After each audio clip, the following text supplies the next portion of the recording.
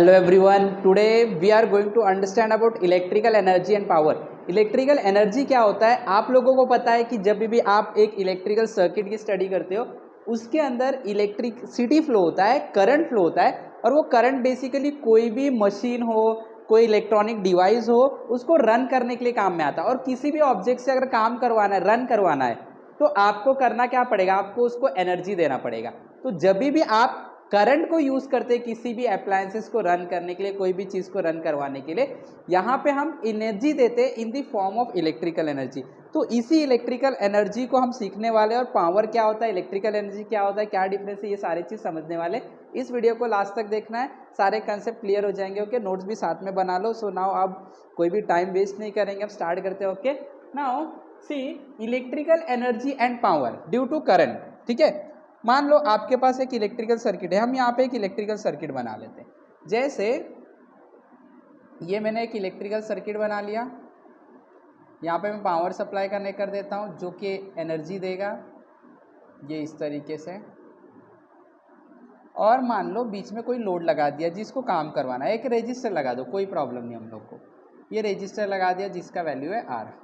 ये कोई पॉइंट दे दो A, इसको कोई पॉइंट दे दो B, प्लस माइनस, यहाँ पे कुछ आपने वोल्टेज भी दिया।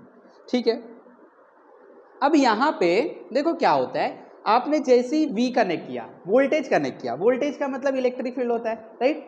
तो यहाँ पे इस दो पॉइंट के बीच में पोटेंशियल चला जाएगा, बराबर ना? वोल्टेज मतलब पोटेंशियल।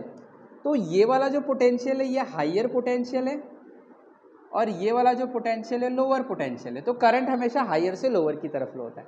अब देखो क्या होगा, जब करंट यहाँ से यहाँ पे जा रहा है, करंट जाने का मतलब क्या हुआ? हम लोग ने करंट के बारे में सीखा है। करंट का मतलब होता है फ्लो ऑफ इलेक्ट्रॉन, इलेक्ट्रॉन का चलना, चार्जेस का चलना, इसी को तो हम लोग करंट बोलते हैं।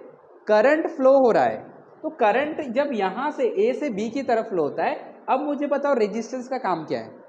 रेजिस्टेंस का काम है, ओम्स लॉ से बहुत क्लियर कट हम लोग ने समझा है कि रेजिस्टेंस का काम होता है करंट को रोकना, करंट को रोकना। तो अब ये रेजिस्टर जो कनेक्ट किया है मैंने, लोड जो कनेक्ट किया है, करंट को अपोज करेगा। तो अब ये वोल्टेज के ऊपर पूरी जिम्मेदारी आ जाएगी कि अब कैसे इधर से इलेक्ट्रॉन को, चार्जेस को यहाँ से A से B तक पहुंचाए। कोई भी चार्जेस, लेट से मान लो यहाँ से Q चार्जेस को पहुंचाना है इलेक्ट्रॉन को, इतने इलेक्ट्रॉन है जो Q चार्जेस लेके चल रहे हैं, और इसमें से करंट I फ्लो हो रहा है।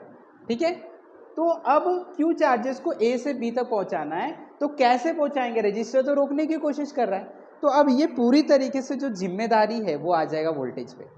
किसके ऊपर आ जाएगा? पावर सप्लाई पे। ये अपना एनर्जी खर्च करेगा और इलेक्ट्रॉन को यहाँ से यहाँ पहुंचाएगा। तो एनर्जी खर्च करने का मतलब क्या है? वोल्टेज की जिम्मेदारी है इलेक्ट्रॉन को, चार्जेस Q को एक जगह से दूसरी जगह पहुंचाना। तो इलेक्ट्रॉन एनर्जी के फॉर्म में वर्क करेगा।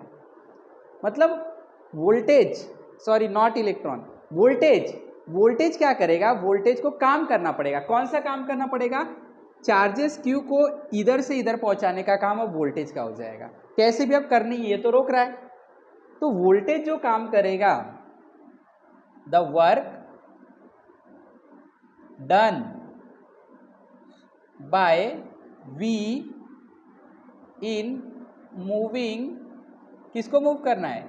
चार्ज को, charge Q from point A to B। ध्यान से देखना, from point A to B कितना? तो आंसर है वोल्टेज इज इक्वल टू कितना वर्क करेगा कितने चार्ज को एक जगह से दूसरे जगह ले जाने के लिए। कितना वर्क करेगा कितना चार्ज को, तो जितना वोल्टेज रहेगा उतना वर्क होगा, उतने चार्जेस पे होगा। तो इससे आपको पता चल जाएगा कि वोल्टेज कितना है। अच्छा, अब देखो जरा ध्यान से, जब वोल्टेज काम करेगा, ये पावर सप्लाई काम करेगा इलेक्ट्रॉन को A से B पे पहुंचाने के लिए, उस टाइम पे इसको अपनी एनर्जी खर्च करनी पड़ेगी। अब क्या हो जाएगा? जो एनर्जी ये खर्च करेगा, ध्यान रखना, जो एनर्जी खर्च कर रहा है वो ही एक्चुअल में वर्क होता है। मतलब जितना वर्क ये करेगा उतनी एनर्जी खर्च हो जाएगी, और वो एनर्जी खर्च होगी तो जाएगी कहाँ पे?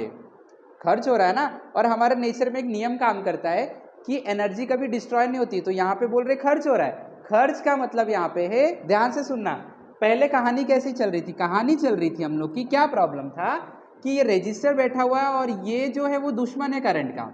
रजिस्टर तो दुश्मन है करंट का, और करंट भी मानता नहीं, इसको जाना ही है, पता है यहाँ पे रजिस्टर है, मेरा दुश्मन है, दूसरे रास्ते से चले जाओ, नहीं, मेरे को यहीं से जाना है। तो करंट को यहाँ से यहाँ पे पहुँचाने का काम अभी उसके पेरेंट्स करेंगे, उसको सही रास्ता दिखाने का कैसे, तो इनके ऊपर जिम्मेदारी आ गई। अब ये क्या किया, वर्क किया, चार्ज को ए से बी पे पहुँचाने के लिए कुछ वर्क किया, तो इसके पास जितनी क्षमता है, इसके पास जितना पोटेंशियल है, उतना वर्क वो उतने चार्ज के ऊपर करेगा और चार्ज को वहाँ से ए से बी पे पहुँचा देगा। अब ये जितना वर्क किया चार्ज को क्यू को वहाँ पे पहुँचाने के लिए बी पे, उतना एनर्जी इसका खत्म हो जाएगा, लॉस हो जाएगा। तो ये लॉस कहाँ जाएगा, सर्किट की एनर्जी तो टोटल सेम रहनी चाहिए, क्योंकि हमारा नेचर का रूल बोलता है कि energy is never destroyed nor created, है ना। तो अब एनर्जी जा कहाँ पे रहा खर्च होके, तो आंसर है ये एनर्जी रजिस्टर में हीट बन के स्टोर हो जाएगा। क्या बन के स्टोर हो जाएगा, और डिसिपेट हो जाएगा एनवायरनमेंट में।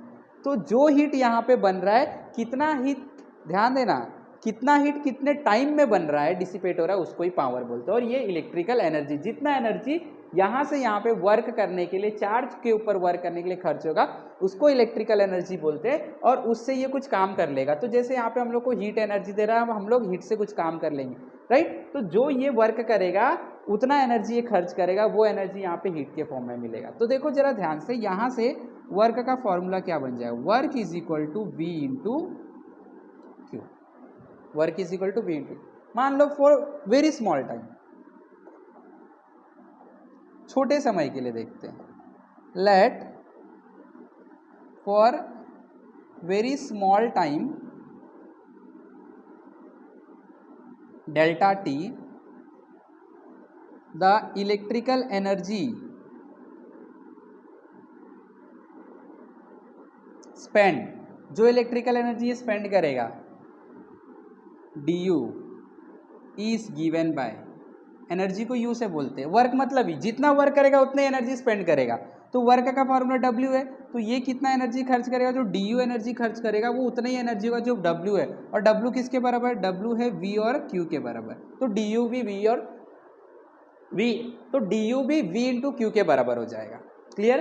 देखो फिर से, जितना वर्क ये करेगा उतनी एनर्जी लॉस होगी। यहाँ पे वही लिखा है, इलेक्ट्रिकल एनर्जी स्पेंड, स्पेंड मतलब लॉस होना, कितना होगा du, और किसके बराबर होगा, जितना वर्क हुआ, वर्क कितना हुआ V इंटू क्यू। याद रखना है, जितना आप वर्क करोगे उतना ही एनर्जी आप लॉस करोगे। Clear, V into Q. अब देखो जरा ध्यान से, du is equal to, D लिख दो या डेल्टा लिख दो, कोई प्रॉब्लम नहीं, चलो डेल्टा लिख देते हैं। आप यहाँ पे डेल्टा टी दिखा है ना, हम लोग डेल्टा लिख देते हैं, small delta U is equal to we.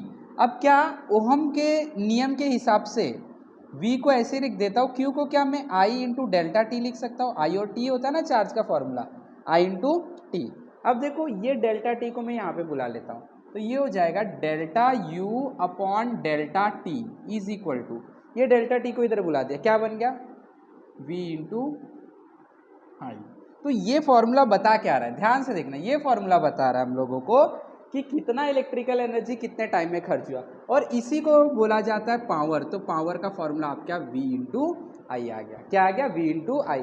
तो कितना एनर्जी खर्च होगा, जितना वर्क होगा, वर्क कितना हो रहा है V इंटू क्यू हो रहा है, कितना पावर कंज्यूम होगा, डिसिपेट होगा। तो पावर होता है कितना एनर्जी कितने टाइम में खर्च हो रहा है, तो energy upon time is power. आया समझ में। इसी को अब देखो, ये जो एनर्जी है, ये एनर्जी कौन से फॉर्म में खर्च हो रहा है, हीट के फॉर्म में, तो आप इसको हीट भी बोल सकते हो। और इसका फॉर्मूला क्या आ जाएगा, वी आई और टी उधर चला जाएगा, खाली अगर डेल्टा यू का फॉर्मूला निकालना है वो हीट के फॉर्म में होगा, राइट। अच्छा अब देखो, P is equal to, ohm law के हिसाब से V को आई आर लिख सकता हूँ, आई आर इंटू आर, तो ये क्या हो जाएगा आई स्क्वायर आर।